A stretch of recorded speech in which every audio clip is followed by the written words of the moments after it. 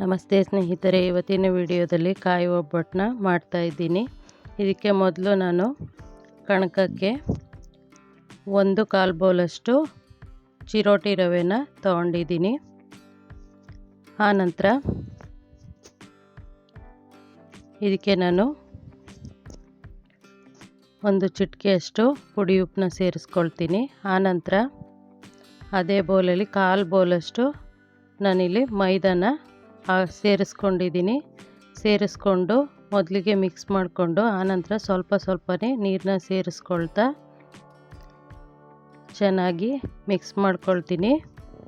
ಚಪಾತಿ ಹಿಟ್ಟಿನ ಅದಕ್ಕಿಂತ ಸ್ವಲ್ಪ ತೆಳು ಇರಬೇಕು, ತುಂಬ ಗಟ್ಟಿ ಮಾಡಬಾರ್ದು. ಇದು ರವೆ ಅರಳುತ್ತೆ, ನೆನೆಸೋಕ್ಕಿಟ್ಟಾಗ ಅರಳುತ್ತೆ, ಅದಕ್ಕೋಸ್ಕರ ಈ ರೀತಿ ಆದಾಗ ಮೇಲಿಂದ ಒಂದು 5-6 ಸ್ಪೂನಷ್ಟು ಎಣ್ಣೆನ ಹಾಕಿ ಮತ್ತೆ ಒಂದು ಸಾರಿ ಮಿಕ್ಸ್ ಮಾಡಿ ಇಡ್ತೀನಿ. ಇದನ್ನು ಒಂದು ಅರ್ಧ ಗಂಟೆ ಆದ್ರೂ ನೆನೆಯೋಕ್ಕೆ ಬಿಡಬೇಕು. ಆವಾಗ ಒಬ್ಬಟ್ಟು ಮೇಲ್ಭಾಗದಲ್ಲಿ ತುಂಬ ಮೃದುವಾಗಿ ಚೆನ್ನಾಗಿ ಬರುತ್ತೆ,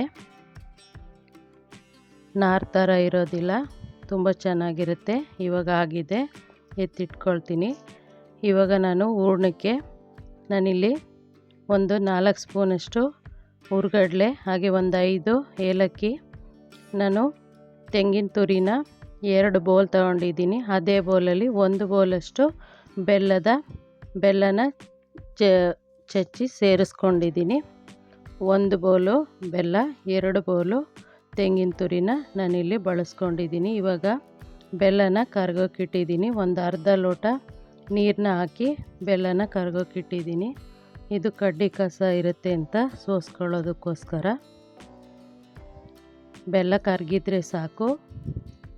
ಆನಂತರ ಇದನ್ನು ಬೇರೆ ಪಾತ್ರೆಗೆ ಹಾಕ್ಕೊಂಡು ಅದಕ್ಕೆ ತೆಂಗಿನಕಾಯಿನ ರುಬ್ಬಿ ಒಂದು 3-4 ರೌಂಡು ರುಬ್ಕೊಳ್ತೀನಿ. ತೆಂಗಿನ ತುರಿನ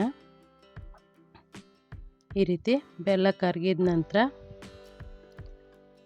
ನಾನು ಒಂದು ಅಗಲವಾದ ಬಾಣಲೆಗೆ ಸೇರಿಸ್ಕೊಳ್ತಿದ್ದೀನಿ. ಆನಂತರ ತೆಂಗಿನ ತುರಿನ ಸ್ವಲ್ಪ ರುಬ್ಬಿಟ್ಟು ಹಾಕ್ಕೊಳ್ತಿದ್ದೀನಿ. ಸ್ವಲ್ಪ ನೀರನ್ನ ಸೇರಿಸ್ಕೊಂಡು ರುಬ್ಕೊಂಡಿದ್ದೀನಿ. ಒಂದು ಸಾರಿಗೆ 2 ಬೌಲು ತೆಂಗಿನ ತುರಿ ಇತ್ತಲ್ಲ, 1 ಬೌಲಷ್ಟು ರುಬ್ಕೊಂಡು ಅದಕ್ಕೆ 1/4 ಲೋಟ, ಅಂದರೆ ಟೀ ಲೋಟದಲ್ಲಿ 1/4 ಲೋಟ ಅಷ್ಟು, ಒಂದು 4-5 ಸ್ಪೂನಷ್ಟು ನೀರನ್ನ ಹಾಕ್ಕೊಂಡಿದ್ದೀನಿ. ಅಷ್ಟೇ ಹಾಕ್ಕೊಂಡು ರುಬ್ಕೊಂಡಿದ್ದೀನಿ. ಇವಾಗ ಬಾಣಲೆಗೆ ಸೇರಿಸ್ಕೊಂಡು ಚೆನ್ನಾಗಿ ಮಿಕ್ಸ್ ಮಾಡ್ಕೊಳ್ತಾ ಬೇಯಿಸ್ಕೊಳ್ತೀನಿ. ಒಂದು 20 ನಿಮಿಷ ಬೇಕಾಗುತ್ತೆ ನೀರಿನ ಅಂಶ ಎಲ್ಲ ಕಡಿಮೆ ಆಗೋದಕ್ಕೆ. ಆನಂತರ ನಾನು ಹುರ್ಗಡ್ಲೆ ಮತ್ತು ಏಲಕ್ಕಿ ಪುಡಿ ಮಾಡಿ ಇಟ್ಕೊಂಡಿದ್ದೆ, ಅದನ್ನು ಸೇರಿಸ್ಕೊಳ್ತೀನಿ. ಅದನ್ನು ಹಾಕೋದ್ರಿಂದ ರುಚಿ ಹೆಚ್ಚಾಗುತ್ತೆ. ಹುರ್ಗಡ್ಲೆನ ಪುಡಿ ಮಾಡಿ ಸೇರಿಸೋದ್ರಿಂದ ಒಬ್ಬೊಬ್ಬರು ಅಕ್ಕಿ ಹಿಟ್ಟನ್ನ ಸೇರಿಸ್ಕೊಳ್ತಾರೆ.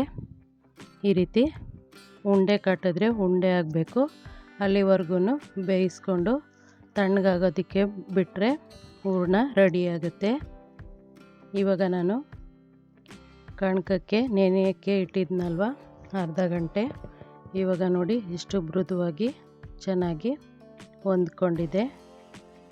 ನಾನಿಲ್ಲಿ ನಿಂಬೆಹಣ್ಣಿನ ಗಾತ್ರದಕ್ಕಿಂತ ಸ್ವಲ್ಪ ದಪ್ಪಕ್ಕೆ ಹಿಟ್ಟನ್ನ ತಗೊಂಡು ಈ ರೀತಿ ಮಾಡಿಕೊಂಡು, ಆನಂತರ ನಾವು ತಗೊಂಡಿರೋ ಕಣಕಕ್ಕಿಂತ ಸ್ವಲ್ಪ ದಪ್ಪನಾಗಿ ನಾನು ಹೂರಣನ ತಗೊಂಡು ಈ ರೀತಿ ಸ್ವಲ್ಪ ಪ್ರೆಸ್ ಮಾಡ್ಕೊಳ್ತೀನಿ.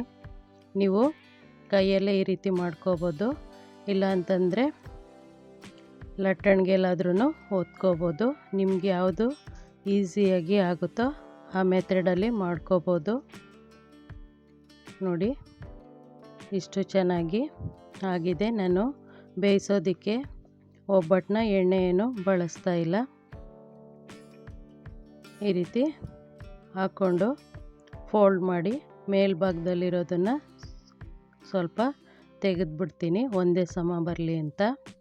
ಇವಾಗ ನೋಡಿ ನಾನು ಕವರ್ನ ಇಟ್ಟು ಈ ರೀತಿ ಲಟ್ಟಣಿಗೆಯಿಂದ ಒತ್ಕೊಳ್ತೀನಿ. ಈ ಥರ ಮಾಡೋದ್ರಿಂದನೂ ಒಂದೇ ಸಮ ಬರುತ್ತೆ. ಕೊನೆಯೆಲ್ಲ ದಪ್ಪ ಇದೆ ಅಂತ ಅನಿಸಿದ್ರೆ ಈ ರೀತಿ ಸ್ವಲ್ಪ ಪ್ರೆಸ್ ಮಾಡಿ ಎತ್ತಿ ಈ ರೀತಿ ತವಾದ ಮೇಲೆ ಹಾಕ್ಕೊಳ್ತೀನಿ. ಈ ರೀತಿ ಮಾಡ್ಕೊಳ್ಳೋದ್ರಿಂದ ಒಬ್ಬಟ್ಟು ಬೇಗ ಆಗುತ್ತೆ ನಾವು ಲಟ್ಟಣಿಗೆಯಿಂದ ಲಟ್ಟಿಸೋದ್ರಿಂದನೂ. ಹಾಗೆಯೇ ತುಂಬ ತೆಳುವಾಗಿ ಬರುತ್ತೆ, ಪೇಪರ್ ಥರ ತೆಳು ಇರುತ್ತೆ.